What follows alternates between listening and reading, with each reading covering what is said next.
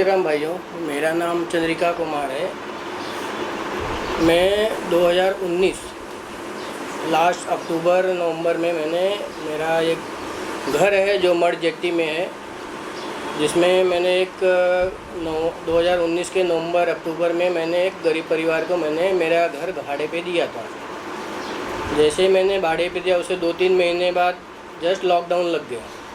Lockdown लगने के बाद जो भाड़ोतरी मेरी थी उसने यह बोली कि भाई साहब अभी लॉकडाउन लग गया है, हमारे पास पैसे नहीं है, हम भाड़े नहीं दे सकते।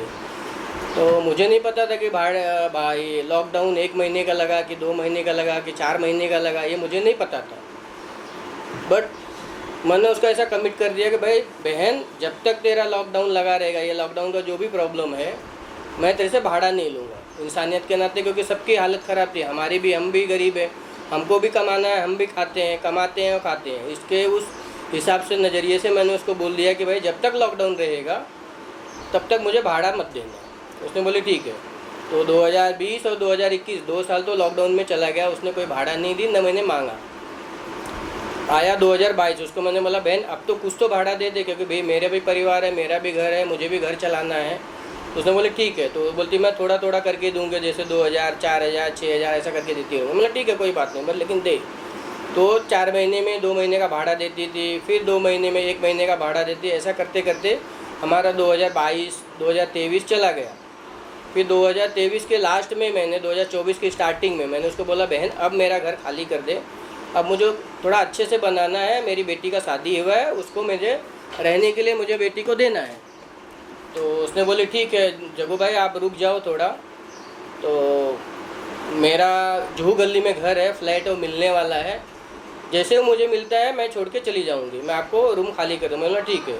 2023 ऐसे उसने निकाल दिया, तब मुझे उसके नीयत पे थोड़ा डाउट हुआ कि ये औरत सही नहीं है, और उसके बारे में और बाकी लोग भी बोलते थे नहीं ये औरत सही नहीं है, गलत है। भी मैं उसे रिक्वेस्ट कर रहा था कि बहन चल खाली कर दे, प्यार से मैं बोलता था, लेकिन वो सुनने नहीं है।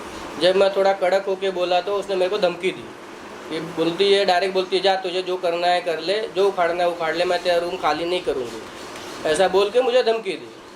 तो फिर मैंने उसको क्या किया, एक लीगल नोटिस मैंने दिया, एक वकील के थ्रू मैंने कोर्ट का नोटिस उसको दिया कि भाई आप खाली कर दो। बट वो कुछ नहीं, उसके अगेंस्ट में उसने कुछ नहीं किया। मैंने पूरा बाकायदा मालोनी पुलिस चौकी में जाके बाकायदा मैंने लीगल नोटिस दिया, अपना सीनियर इंस्पेक्टर को जो भी है उनको मैंने दिया, उसके हिसाब से मेरे पास पेपर है पूरा दिया हुआ। ये देखिए सीनियर पुलिस इंस्पेक्टर, ये मेरा नोटिस दिया हुआ है 2025 का दिया हुआ है, स्टार्टिंग का 2025 के स्टार्टिंग का दिया हुआ है। बट उन्होंने भी मुझे कोई सहयोग नहीं किया। उन्होंने बोला यह रूम खाली करवाने का मैटर कोर्ट का आता है, इसलिए हम इसमें कुछ इंटरफेयर नहीं कर सकते हैं। नोटिस लेने के लिए तो उन्होंने ले लिया, बट उनके तरफ से मेरे लिए कोई सहयोग नहीं हुआ। हमने कोर्ट के थ्रू भी गया, तो हमें पता है कि चौल में कोई भी किसी के पास पूरा प्रॉपर डॉक्यूमेंट नहीं रहता है।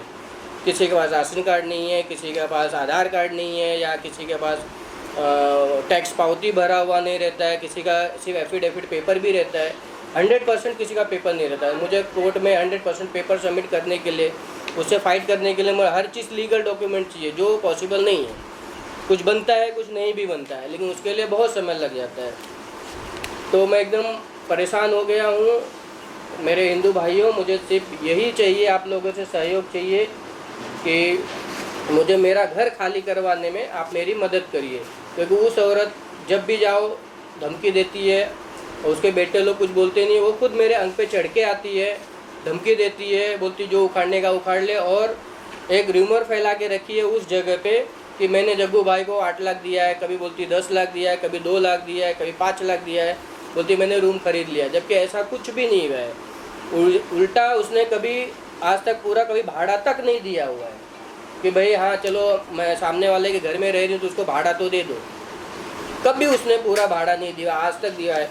उसका भी मेरे पास पूरा, उसने जो ऑनलाइन ट्रांसफ़र की है पैसा भाड़े का, उसका भी मेरे पास पूरा डॉक्यूमेंट दिया हुआ है। ये देखिए, ये सब ऑनलाइन उसका ट्रांजैक्शन मेरा किया हुआ है, टोटल उसने दिया हुआ है। जो ये टोटल मिला जुला के 1,37,000 रुपये मुझे सिर्फ भाड़ा दी है, जो आज 7 साल का है, 6 साल का भाड़ा है, जबकि हमारा भाड़ा तय हुआ था 6,000 रुपये महीना। वो तय हुआ था 2019 में, लेकिन आज तक न उसने 1 रुपया भाड़ा बढ़ाई है। हम तो कभी बोले ही नहीं कि भाड़ा बढ़ा दे, जस्ट हम लोग उसके पीछे लगे थे कि खाली कर दे, क्योंकि मुझे वो रूम को ढंग से रेनोवेट करना है ताकि मैं मेरी बेटी को दे सकूं रहने के लिए। वो खुद बेचारी भाड़े पर रही। क्या नाम है उसका? वो उसका ये वो औरत है जिसका मैंने फ़ोटो निकाल के रखा है, ये देखिए, इसका नाम है रेशमा शेख। मैं इस मीडिया के थ्रू मैं बोलना चाह रहा हूँ कि मेरा रूम खाली करवाइए प्लीज़। सर, पुलिस प्रशासन से किस तरह का मदद मिला है या फिर क्या आपने उनसे बात करने की कोशिश किया था? मैंने पुलिस प्रशासन से बात किया था, उन्होंने मेरे को यही एक ही जवाब दिया, ये मैटर कोर्ट का है, आप कोर्ट में जाओ, कोर्ट के थ्रू आप काम करो। सर, और एक चीज़, जैसे आपने कहा कि 2023 पूरा उन्होंने निकाल दिया, लेकिन 2019 के बाद अब 8 साल हो चुके हैं ऑलमोस्ट, तो इतना टाइम क्यों लग गया? क्योंकि 2023 में आपको ऑलरेडी पता चल गया था कि वो लोग खाली नहीं कर रहे, तो फिर भी आप 3 साल रुके उस चीज़ के लिए। उनको मैं बोलते रह गया, 2023 से बोलते रह गया, भाभी अब खाली कर दो, बहन खाली कर दो। देखो कोई ना कोई बहाना, कभी उसका माँ बीमार थी, एकदम ओल्ड उसकी माँ थी, आँख से अंधी थी, तो उसको मेरे को दिखाई, इमोशनल ब्लैकमेल के, बोलता पैसा भेज, जब तक है इलाज के लिए ले आई हूँ, जैसे ठीक होएगा हम उसको गाँव भेज देंगे। तो 1 साल तो बेचारी बीमार थी, उसका ऊपर में एडमिट करवाया उन्होंने, वो डेथ कर गई 2024 के अप्रैल मार्च में शायद वो डेथ कर गई। तो भी मैंने बोला ठीक है जाने दो, अब हो गया, बात खत्म हो गया, आप खाली कर दो। तो उसका धमकी देना चालू हो गया कि भाई हम नहीं खाली करेंगे, तुमको जो करना है आप कर लो। सबको अफवाह फैला के, र्यूमर फैला के रखी है कि भाई हमने ये रूम खरीद लिया है, मैंने पैसा दे दिया है इनको, सब कुछ कर दिया है, ये रूम हमारा है, जबकि ऐसा कुछ भी नहीं है। पूरा आज तक का कभी भाड़ा तक उसने नहीं दिया। सर, आपके पास जो रूम के डॉक्यूमेंट्स है वो पूरा डॉक्यूमेंट है, मेरे पास ये देखिए रूम के भाड़े हैं, भाड़े का पेपर है, उससे जो मैंने एग्रीमेंट करवाया हुआ है, हर एक साल का मेरा एग्रीमेंट का पेपर है, हर एक साल का है, सिर्फ 1 साल का नहीं है, 2020 का या 21 का नहीं है, जो लॉकडाउन लगा हुआ था जिसमें हमको इस टाइम पेपर नहीं मिल रहा था, उसके अगेंस्ट में मैंने 1 साल का मैंने एग्रीमेंट नहीं बनवाया है। मुझे ऐसा लगा भी नहीं, क्योंकि 1 साल के बाद रिटर्न बन गया, तो मुझे उस 1 साल का मैंने बनवाया नहीं, बाकी सब ये एग्रीमेंट कब बनवाया था? ये 2024 में।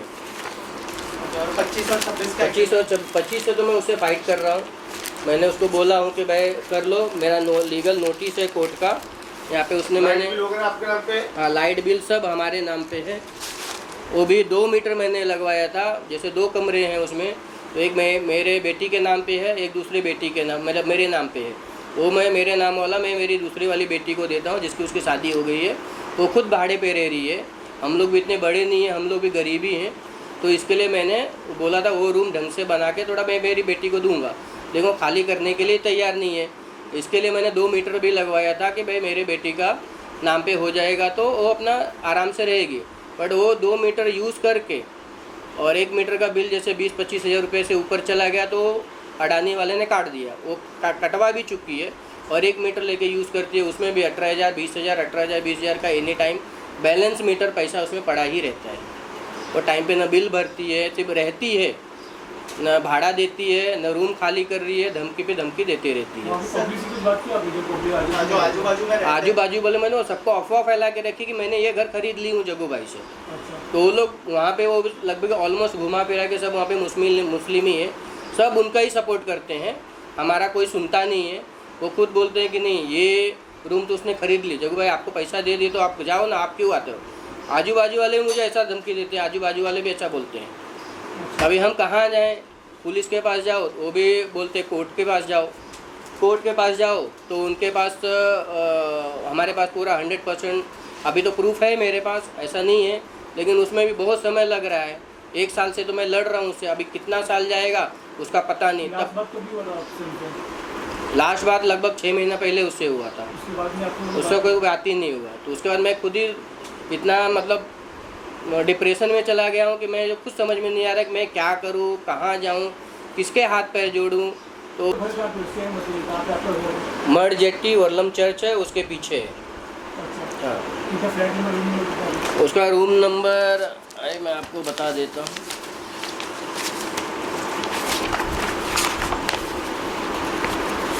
बस इस पे होगा। आपका रूम नंबर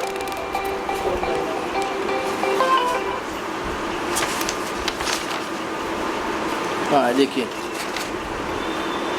CTS नंबर 905, हिस्सा number 4, behind Telugu church, mud jetty, mud village, Malad west. ये मेरा ये रूम लिया था मैं 2000। रूम नहीं लिया था मैं, खाली लैंड लिया था, खाली प्लॉट। फिर उसमें हम लोग धीरे धीरे फिर फाउंडेशन किए, फिर घर बनाए, सब करते करते मैं लिया था 2008 में। 2008 में खाली प्लॉट था, फिर इसको भरनी किया, फिर पाटा, फिर ऐसा करते करते हम लोगों ने 2010 तक हम लोगों ने पूरा उसको 2000 मतलब रूम बनाया मैंने 2013 में। उसको 2013 में रूम बनाया। उसके बाद वो एक है साउथ इंडियन औरत थी, वो रहती थी उसमें, तो उनके जाने के बाद भी इसको दिया गया। सर कोर्ट से क्या अपील करना चाहेंगे? कोर्ट से हमारी वो यही अपील है कि आप अगर कोर्ट के थ्रू अगर मुझे मदद मिल सकती है जल्द से जल्द, तो भाई यही मुझे कोर्ट से अपील है कि मुझे न्याय मिलना चाहिए, क्योंकि मेरा घर है जो मुझे मिलना ही चाहिए, क्योंकि यही मेरे पूरे साल भर की मतलब पूरी ज़िंदगी की कमाई है। अगर मेरा बना हुआ पूरी ज़िंदगी का कमाई अगर कोई गैर तरीके से अगर हड़प लेता है तो मुझे क्या मिलेगा फिर। जय श्री राम भाइयों, मैं एक हिंदू परिवार से हूँ। मेरा नाम चंद्रिका प्रजापति है। मेरा घर एक मुस्लिम परिवार ने हड़प लिया है, जो मुझे वह घर मिल दिलाने में मेरे सभी हिंदू संगठन भाइयों से मुझे अनुरोध है कि मेरा घर मुझे दिलाने में मेरी सहायता करें, मदद करें। जिस तरीके से आप मदद कर सकते हैं आप मेरी प्लीज़ प्लीज़ प्लीज़ कृपया मेरी मदद करने आएँ और मेरी मदद करिए। ये घर मेरा मड जेट्टी मालोनी में पड़ता है, जो मलाड जेट्टी में वहाँ पे है, जो मेरे बहुत ही घटिया औरत ने हड़प के बैठी है। उसके बारे में मैंने बता दिया हूँ कि भाई वो किस टाइप की औरत है, क्या है, कैसा है, उसका क्या नेचर है।